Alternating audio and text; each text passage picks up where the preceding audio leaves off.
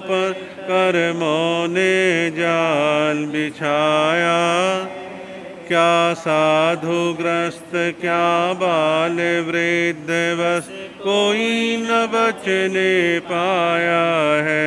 अति शुभ कर्मों के आने से संतों का समागम। जिन वाणी श्रवण करने से दुख जन्म मरण का मिटता है।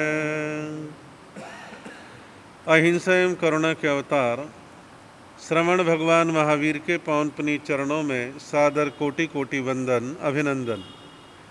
ध्यान योगी युग प्रधानाचार्य पूज्य श्री शिवमुनि जी महाराज साहब, संघ गौरव उप प्रवर्तक परम सेवा भावी पूज्य गुरुदेव श्री प्रेम सुख जी महाराज साहब, पंडित रत्न ज्ञान योगी उपाध्याय परवर श्रद्धेय श्री रमेश मुनि जी महाराज के पावन पुनीत चरणों में सादर कोटि कोटि वंदन अभिनंदन। आदरणीय समादरणीय मुनिवृंद, उपस्थित धर्म प्रेमी बंधुओं, माताओं एवं बहनों, आप लोग श्रवण कर रहे हैं वीतराग श्रवण भगवान महावीर की अमृतमय वाणी श्री आचारांग सूत्र के माध्यम से। आचारांग सूत्र की सूक्तियों को, छोटे छोटे सूत्रों को आप लोग श्रवण कर रहे हैं।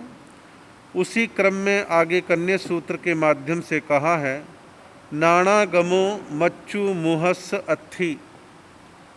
इसका अर्थ अभिप्राय है, मृत्यु के मुख में पड़े हुए प्राणी को मृत्यु न आए यह कभी नहीं हो सकता।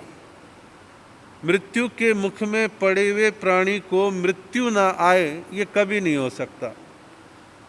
हम सभी जीवन जीने वाले जितने भी प्राणी हैं, उसमें हम मनुष्य लोक के लोग भी आ गए और पशु जगत वाले भी आ गए, यहाँ तक गिनो तो देवी देवता भी आ गए, सब आ गए। एक दिन मृत्यु होती है तो मौत निश्चित है। मौत आएगी ही आएगी। कब आएगी, कहाँ आएगी, ये ज्ञान आपको हमारे को नहीं होता, लेकिन मौत निश्चित है, ये सच है। जन्म है तो मरण भी है। आप इस सूत्र को सुन के कहोगे इसमें कोई आश्चर्य की बात तो है ही नहीं। आश्चर्य की बात आपको ना दिखे तो भी ये अपने आप में जागृति का सूत्र है कि संसार के लोगों को बारंबार ये महसूस करवाना, बतलाना, जागृति लाना कि भाई एक दिन मौत को आना है, तो तुम संभल करके अपने जीवन का, अपने समय का, अपनी शक्ति का सही उपयोग करो। प्रमाद में मत रहो और अच्छे कामों को कल कल कल पे मत टालो। जो करना है, अच्छा करना है, जल्दी कर लो। और ये सोचो कि अभी तो बहुत उम्र पड़ी है, कर लेंगे ना धर्म ध्यान, दे देंगे ना दान, कर लेंगे सामायिक संवर। लेकिन नहीं, वो कहते हैं मौत का पल भर का भी भरोसा नहीं। आप संसार में देखते हैं कई प्रकार के रोग, कई प्रकार की बीमारियां ऐसी हैं जो व्यक्ति को संभलने का मौका भी नहीं देती। वर्तमान में हार्ट से संबंधित एक शब्द है, साइलेंट हार्ट अटैक। सोते सोते रह गए, टॉयलेट में गए थे वहीं के वहीं रह गए, गाड़ी में बैठते बैठते लुढ़क गए। तो इस प्रकार अनेक प्रकार के रोग, बीमारियां, तकलीफ़ें ऐसी हैं। व्यक्ति अच्छा खासा देखने में अच्छा लग रहा था, अचानक हार्ट अटैक हो गया, अचानक पैरालिसिस हो गया, जांच में मालूम पड़ा भाई कैंसर हो गया है। अच्छे बिच्छे घर से निकले थे, एक्सीडेंट में हड्डियां तुड़वा करके घर पर आ गए या जिंदगी से बिल्कुल चले गए। अनेक तरह की घटनाएं जीवन में घटती हैं जो मौत को हमें बारंबार याद दिलाती हैं। और कोई ऐसी ताकत दुनिया में नहीं है कि मौत के समय हम मौत के साथ छल कर लें, किसी गुफा में जाके छुप जाएं, किसी संदूक या कमरे में जाके छुप जाएं। मौत जहाँ भी समय आएगा वहीं पहुंच जाएगी। जंगल है, पहाड़ है, नदी है, लोग बेचारे आग में मर जाते हैं, पानी में बह जाते हैं। अच्छे बिच्छे जा रहे थे, पहाड़ गिरा, चट्टान गिरी तो पिसके मर गए। अनेक तरह की घटनाएं जीवन में होती हैं। तो आगमकार कहते हैं मृत्यु के मुख में पड़े हुए प्राणी को मृत्यु ना आए यह कभी नहीं हो सकता, यानी कि मौत आएगी ही आएगी।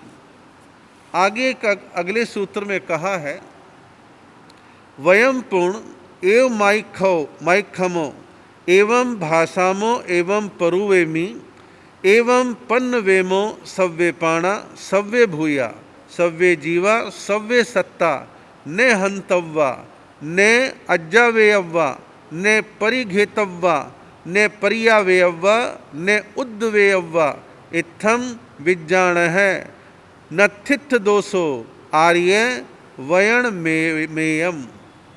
सूत्र थोड़ा बड़ा है, अर्थ अच्छा है और आसान है। आप उसे ध्यान से सुनेंगे, एकाग्रता से सुनेंगे तो जरूर समझ में आएगा।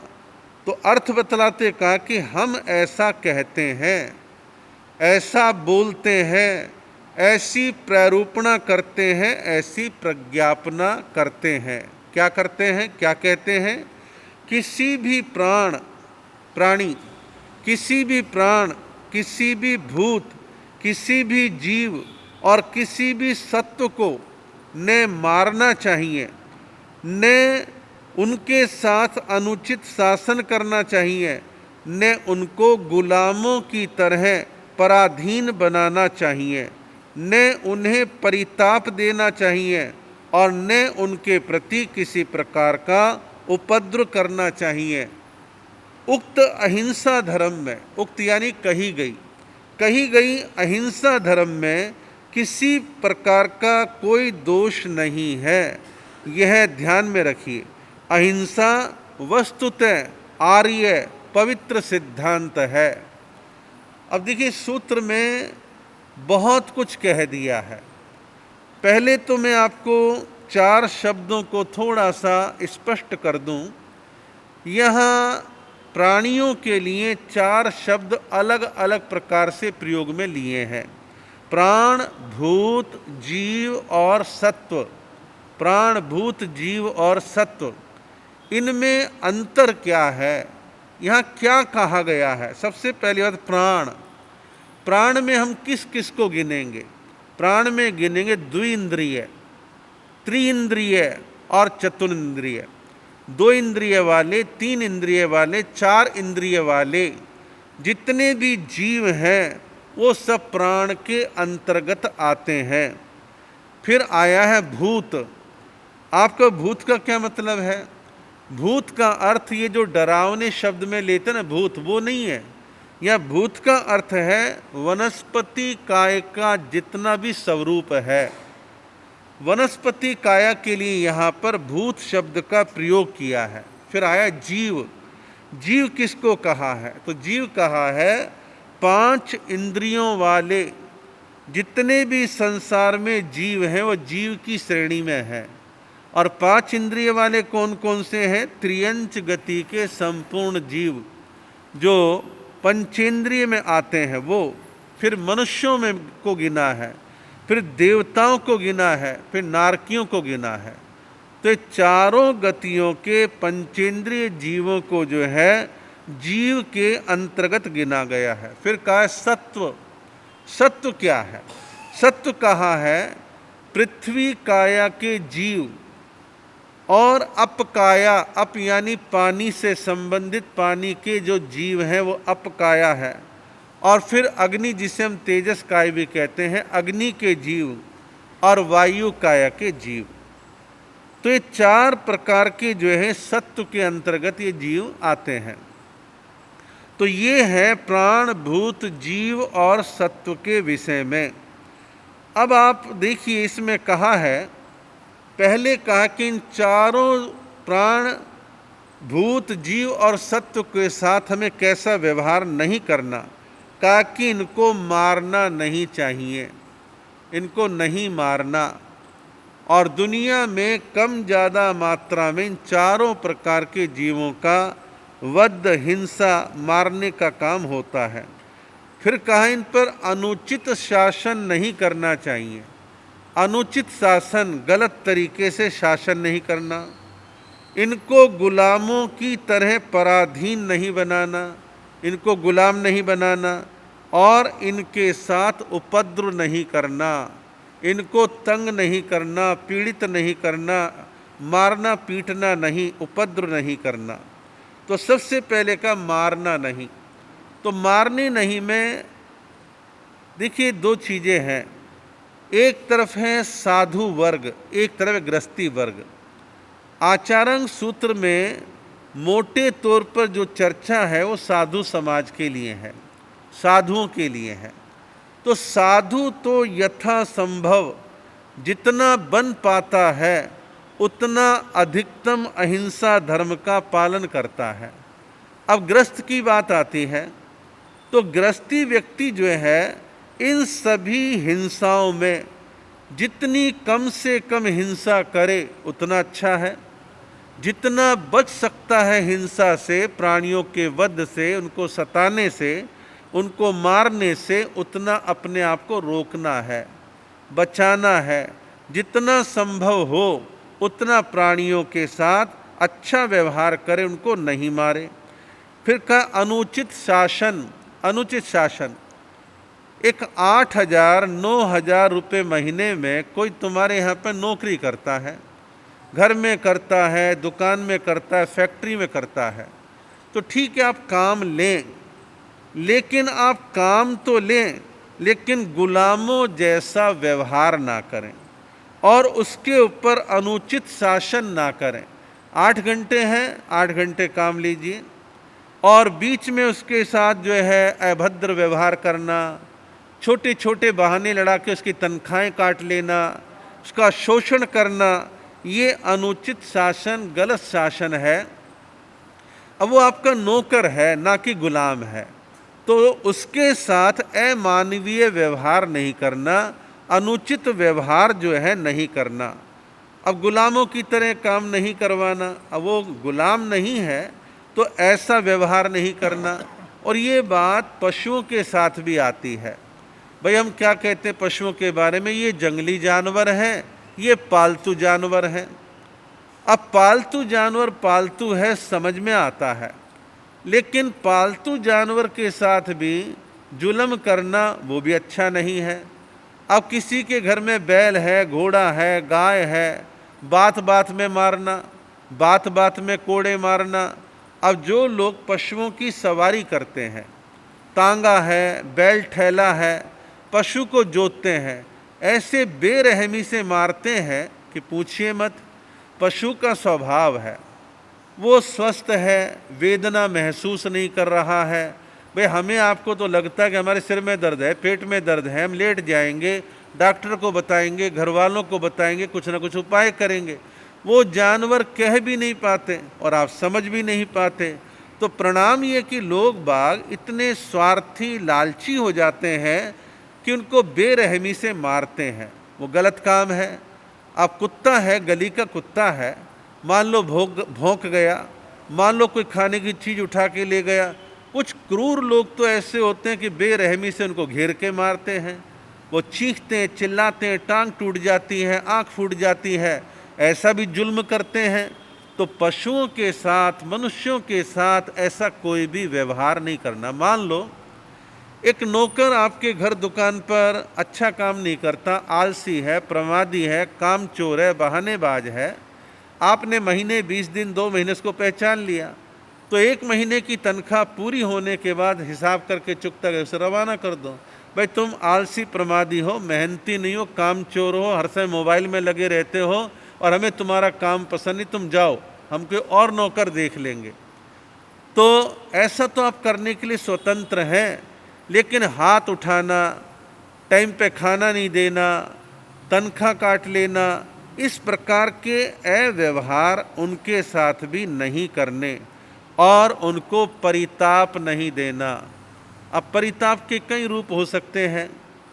खाना बंद कर दिया, खाना नहीं मिलेगा तुम्हारे को, धूप में खड़ा हो जा, उसे पानी भी पूछने को नहीं पूछ रहे हैं, तो अमानवीय व्यवहार नहीं करना, और ऐसा ही व्यवहार करना जो मनुष्यों के लिए उचित व्यवहार कहलाता है।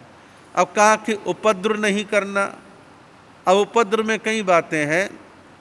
एक कुत्ता, दो कुत्ते, तीन कुत्ते आते हैं, फिर आप क्या करते, एकदम से उनके पीछे दौड़ पड़ते, डंडा लेके दौड़ते हैं, उनका भागना आपको बड़ा अच्छा लग रहा है।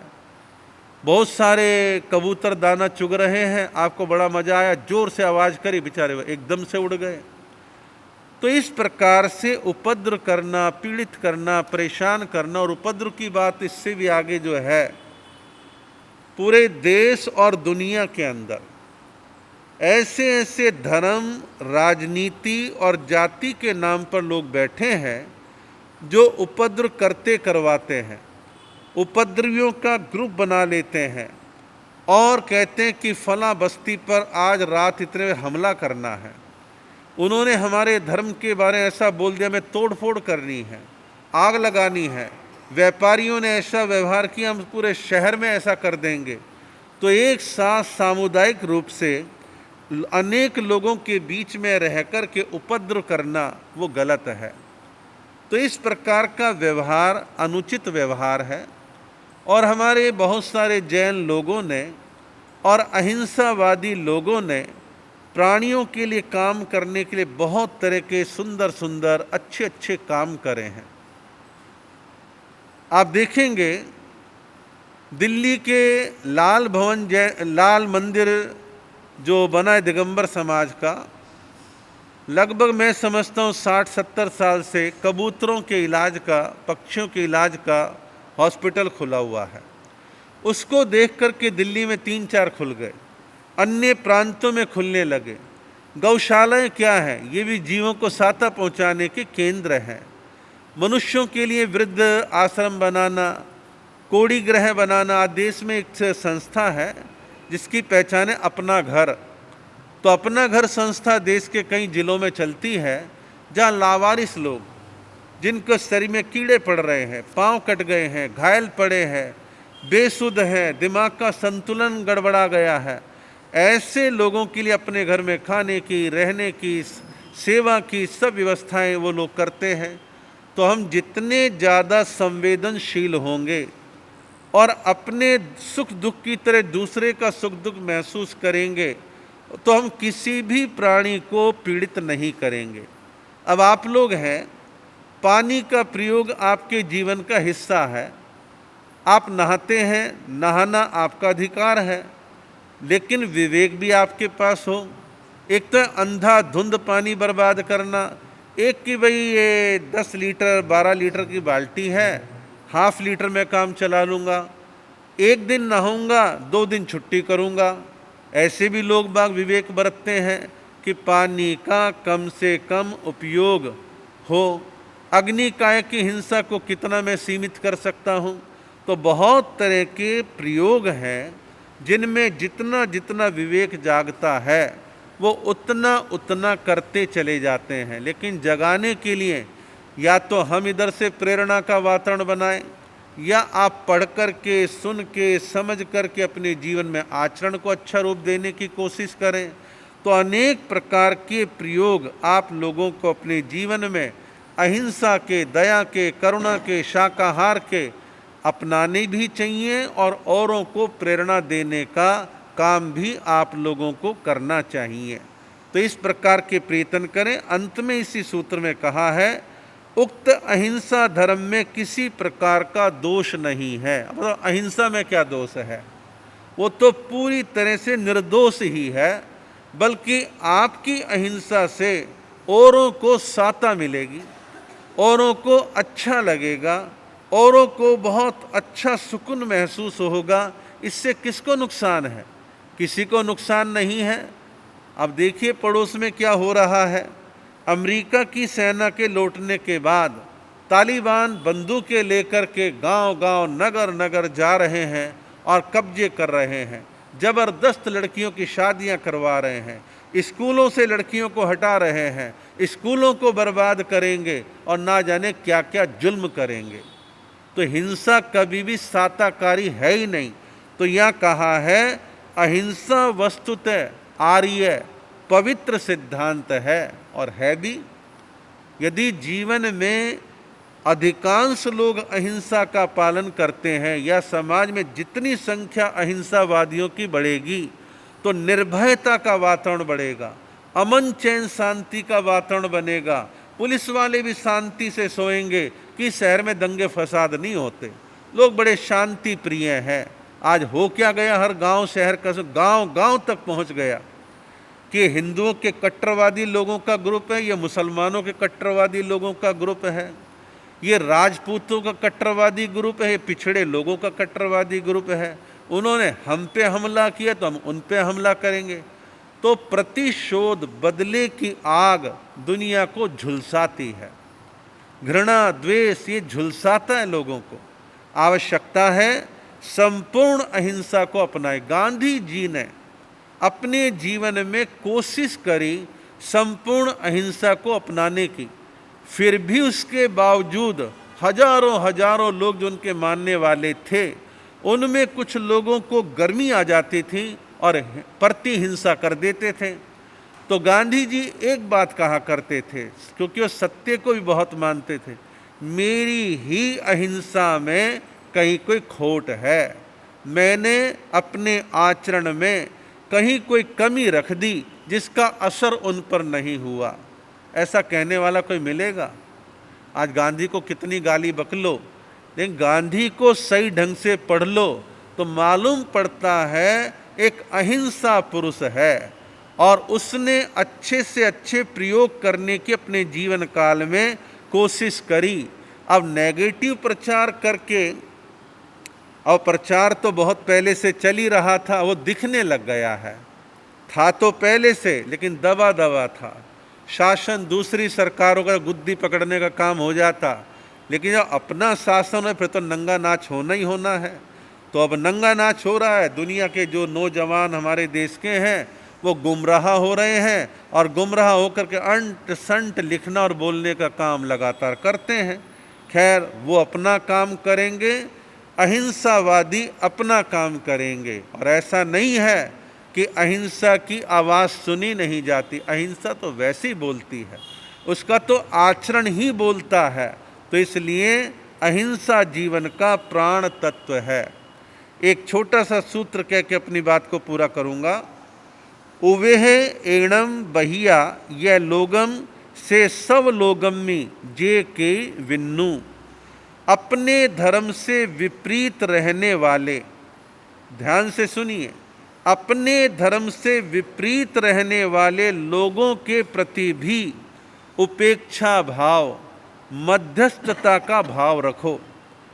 जो कोई विरोधियों के प्रति उपेक्षा, तटस्थता यानी मध्यस्थता रखता है, उद्विग्न यानी परेशान नहीं होता, वह समग्र विश्व के विद्वानों में अग्रणी विद्वान है। कितनी सुंदर बात कही है। इस बात को पूरे विश्व के लोग माने तो ये धर्म, जाति, वर्ग आदि के नाम पर जो हिंसा है वो बंद हो जाए। अब हम लोग जैन हैं, बहुत सारे दूसरे धर्म हैं, दूसरी संप्रदाय हैं, क्या हम उनको लेकर के रात दिन दुखी हों, परेशान हों, कुड़ते रहें, उनके खिलाफ मोर्चा बांधें, उनके खिलाफ हम कुछ षड्यंत्र रचें? बिल्कुल ज़रूरत नहीं है। हम अपनी अच्छी बातों को कहने के लिए स्वतंत्र हैं, कहते रहें, लिखते रहें, बोलते रहें, कौन रोक रहा है? आपकी अच्छी बातों से जिनको प्रेरित होना है वो हो जाएंगे। अब क्रिश्चियन लोग हैं, उन्होंने अपने धर्म के फैलाने के लिए एक जमाना था तलवार का सहारा लिया, षड्यंत्रों का सहारा लिया, और षड्यंत्र में छल कपट, धोखाधड़ी, इम्प्रेशन जमाने के टोटके बहुत सारे अपनाए। तुम धर्म बदल के क्रिश्चियन बन जाओ, पैसा मिलेगा, मकान मिलेगा, शादी भी करवा देंगे, और मेडिकल ये सुविधा मिल जाएगी। मुसलमान शासकों ने जो है तलवारों के आधार पर मुस्लिम धर्म का विस्तार करने का काम किया, संख्या बढ़ा ली, लेकिन क्वालिटी ना बढ़े, संख्या बढ़े, उसका कोई मतलब नहीं है। तो पूरी दुनिया में वेदना, पीड़ा, परेशानी, अशांति का कारण हिंसा है। तो यहाँ ये कहा है कि जो विरोधियों के प्रति भी सम रहता है, तटस्थ रहता है, उद्विग्न नहीं होता, वो दुनिया के विद्वानों में भी महान विद्वान है, अग्रिम पंक्ति का विद्वान है। हमारे यहाँ पर इसका समाधान अनेकांतवाद में दिया है। अनेकवाद, अनेक मान्यताएं, अनेक धारणाएं कल थी, आज हैं, आगे भी रहेंगी। और हमारे जैन तो वैसे बड़े इस विषय में बड़े उदारवादी हैं। उनकी संख्या घट रही है तो कोई विशेष चिंता नहीं है, वो चिंता है तो केवल व्हाट्सएप तक है। आज तक मुझे बता दो कि जैन आचार्यों ने, शायद 150-200 आचार्य होंगे, जैन आचार्यों ने जैनों की घटती जनसंख्या को लेकर कभी कोई कॉन्फ्रेंस करी हो, कभी कोई जूम मीटिंग करी हो?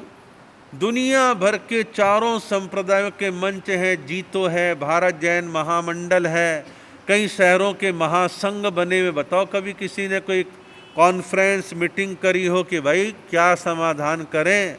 नहीं तो ये जैन धर्म की दुकान बंद करनी पड़ेगी और 150 साल में बस कहेंगे तीर्थंकर भगवंत ने कहा इस आरे में जैन धर्म चलता रहेगा। जो प्रत्यक्ष दिख रहा है उस पर तो कुछ सोच लो, लेकिन कोई सोचने को तैयार नहीं। ना श्रावक सोच रहे, ना साधु सोच रहे। और जूम मीटिंग बुलाने में तो कोई टोटा है ही नहीं, घर बैठे बातचीत कर लो, वो भी नहीं है। तो कहने का मतलब ये विचार चिंतन होना चाहिए। तो जैन लोग अनेकांतवाद को मानते हैं, प्राकृतिक रूप से सहिष्णु होते हैं, शांति प्रिय होते हैं। ठीक है, हमारी शांति को, सहिष्णुता को दूसरे लोग कायरता कहते हैं, लेकिन कायरता अलग चीज़ है और शांति सहिष्णुता के भाव होना अलग चीज़ है। तो जीवन में हम सहिष्णुता के भाव को बनाएं, दूसरों के धर्मों को सहन करने का मादा बनाएं। लेकिन ये अच्छी बात हम कह रहे हैं, ये अच्छी बात और लोग भी कहें तब होगा। अब सिख लोग कहें, क्रिश्चियन कहें, मुस्लिम कहें, वैदिक परंपरा वाले कहें, बौद्ध लोग कहें तो होगा, नहीं तो झुलसते रहो, मरते रहो, कटते रहो, मारते रहो, क्या होगा? परिणाम कोई अच्छा आने वाला नहीं है। तो इस प्रकार ये सूत्र मैंने आपको बतलाया, आगे के सूत्रों की आगे चर्चा करने का भाव रहेगा।